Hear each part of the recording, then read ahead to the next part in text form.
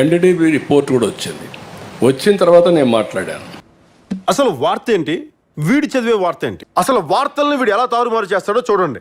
Animal ఫ్యాట్కి సంబంధించిన ingredients suspected అడల్టరెంట్స్ గానే అక్కడ మెన్షన్ చేశారు. అంటే అవి ఇంకా అనుమానమే, కన్ఫర్మ్డ్ అవ్వాలి. అనిమల్ ఫ్యాట్ ఉంది, ఇలాంటి కూడా దుర్మార్గాలు చేశారు, అడల్టరేషన్ అని చెప్పాను. ఈశ్వరుడు నోరిచ్చాడు కదా అని చెప్పి ఇష్టం వచ్చినట్టు వాగేయడమే.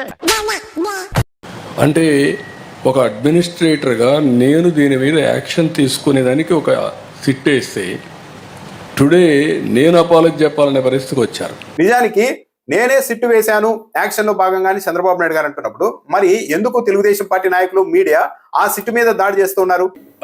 అంటే అది ఏదైనా సరే నేను ఎందుకంటే వెంకటేశ్వర స్వామిని వీళ్ళు బజార్కి ఏడవాలనుకున్నారు, నాకు ఏడవాలని లేదు.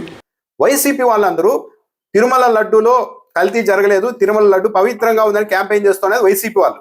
లేదు తిరుమల కొవ్వులు అది కలిసింది ఇది కలిసింది, ఆ కొవ్వు కలిసింది ఈ కొవ్వు కలిసిందని ప్రచారం చేస్తూ రాష్ట్ర వ్యాప్తంగా ఫ్లెక్సీలు పెట్టి ప్రచారం చేస్తోంది కూడా తెలుగుదేశం పార్టీ.